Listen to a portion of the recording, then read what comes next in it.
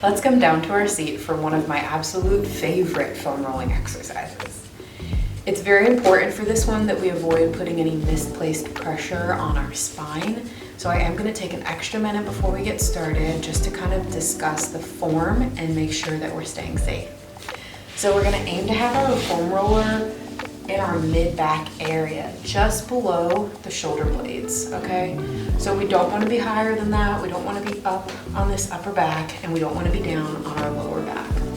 The foam roller is going to be static for this one as well. So our bodies are actually going to move doing this back bend motion. The foam roller is not going to move. We're not rolling up and down on it. We're not moving our bodies to try to find crazy different spots. We're just staying in one particular spot, and we'll intensify it by increasing the depth of our back bend. So place your foam roller behind you horizontally and lower down with control. You can keep your feet flat on the ground. You can use a hand to kind of guide that foam roller into your lower back. You should be able to kind of put your arms, your elbows somewhat right behind the foam roller, and you can brace it this way to feel that it's in the right spot. So this position is kind of your starting. Now you can hold your hands behind your head, keep your spine curved just to start here, and you can support your neck with your hands.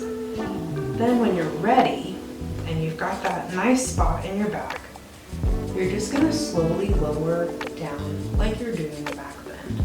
It's okay if your elbows flare out, that's fine. You're just using your arms to support your neck. You really want to feel that pressure in the mid-back only. So go down for a couple seconds, take a nice deep breath, and then I want you every 6 or 10 seconds or so to come back up. Keep that spine curved, almost like you're doing a crunch. And this is just to give us a second to relax from the movement, because this can be a really tight one. So again, whenever you're ready, you can just open up into that back bend.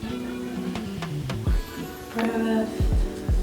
Curve back up to give yourself a second to reset. And just continue on. And as you're going through this, you can start to increase that back bend just a little bit more and more, bringing your head towards the ground, okay?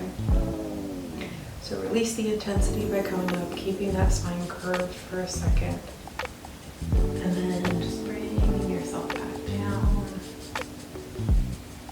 And even in this short space of time, to be able to tell that your range of motion, hopefully, will be improving. Even if it doesn't within this first session, that's totally fine. You might be somebody who's just really tight through the mid-back, which a lot of us can be from what we do for work.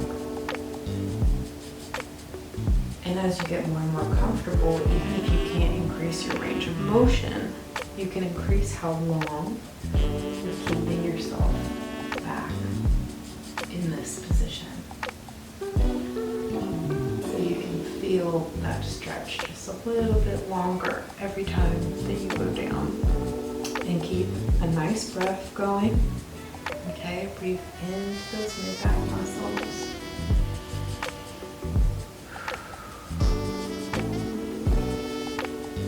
Remember to support your neck. You don't want to just let it tangle here. It's not going to kill you, but we do just want to focus on the one area at a time.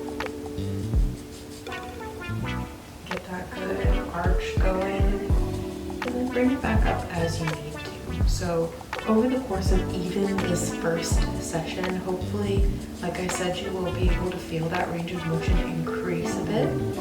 Maybe at first you can barely roll down and you say, oh my gosh, this is so intense right here and I'm barely going anywhere.